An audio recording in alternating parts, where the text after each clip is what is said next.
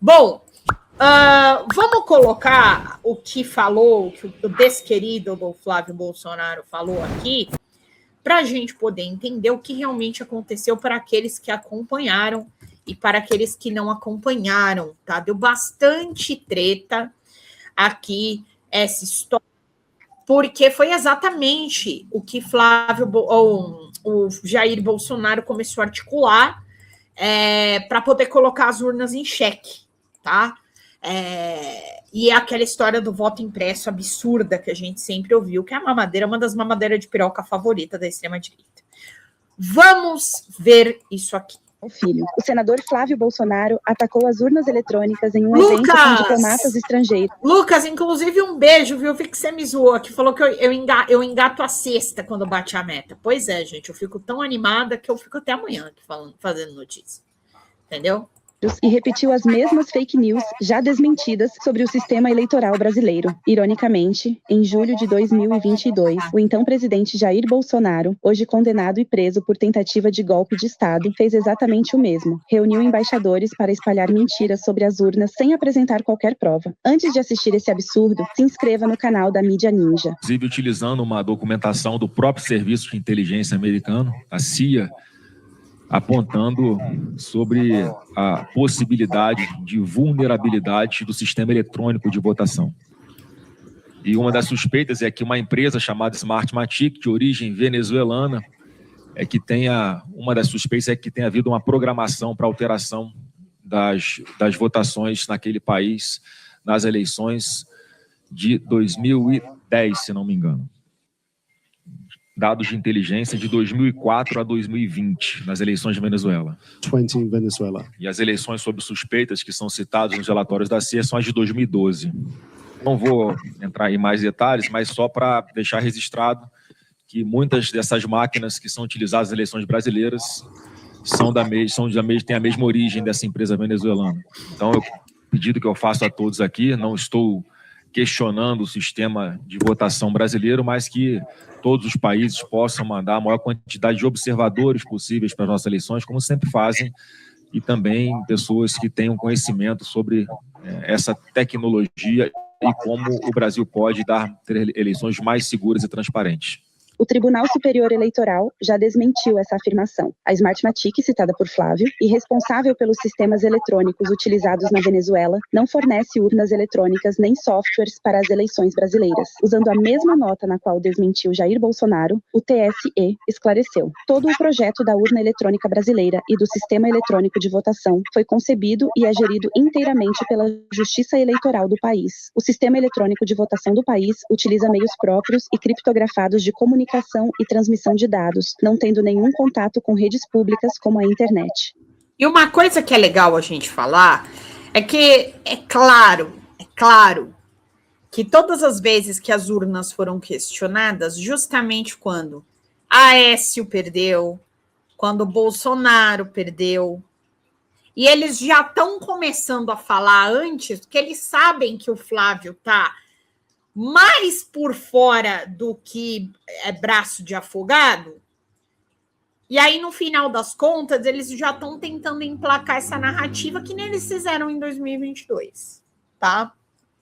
Então, assim, eu acho interessantíssimo, porque eles deveriam ter discutido em 2022 nos estados que eles ganharam.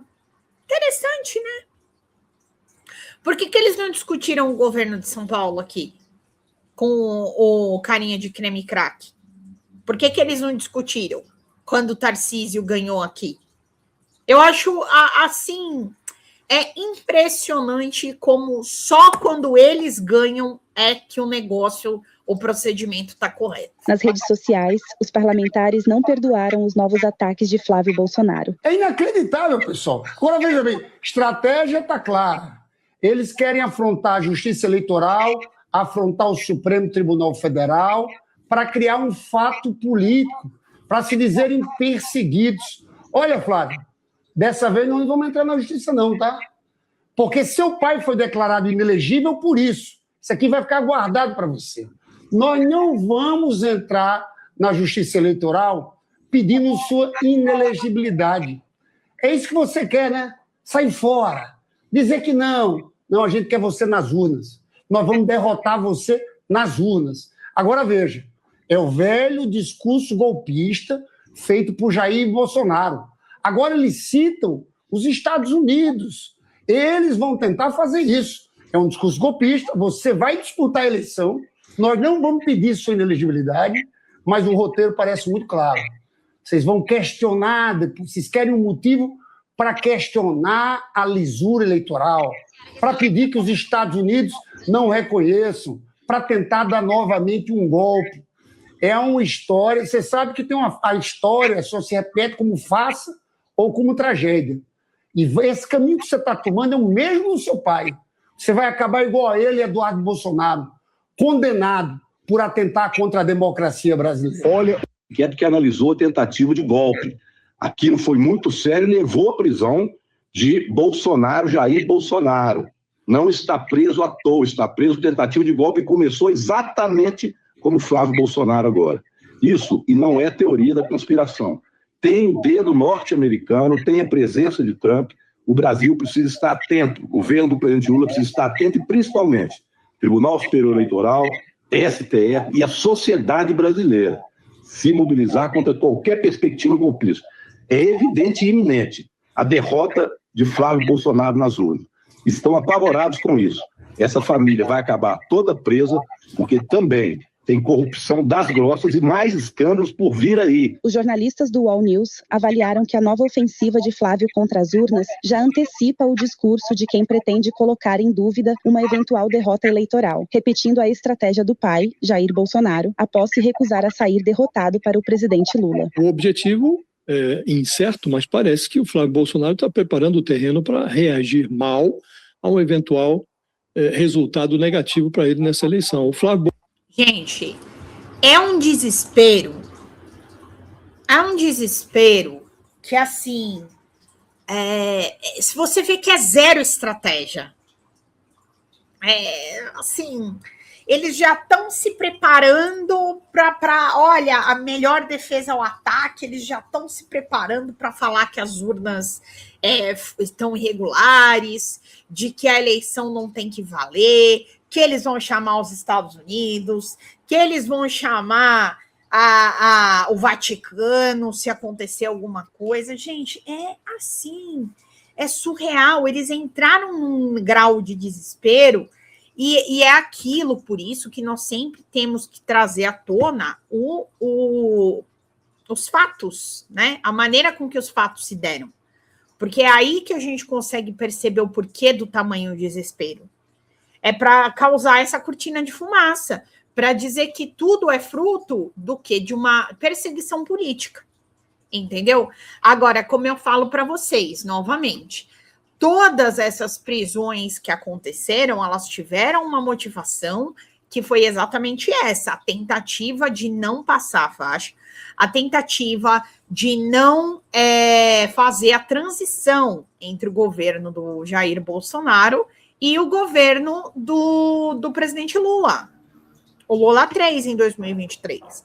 Então, tudo isso só está acontecendo, essas pessoas estão presas, essas pessoas estão respondendo à ação por conta disso, por conta de uma ação que eles mesmos causaram.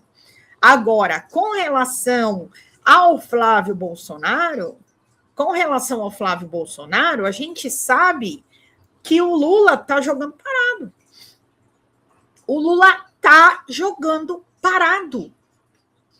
Há quanto tempo a gente já não está acompanhando isso? Desde o final do ano passado. Então, a cada vez que acontece um escândalo desse, pode perceber como eles aumentam o discurso da perseguição política. Falando, não. Gente, para mim, o Flávio Bolsonaro é a velha história da mulher traída que o marido pede desculpa porque ele foi descoberto.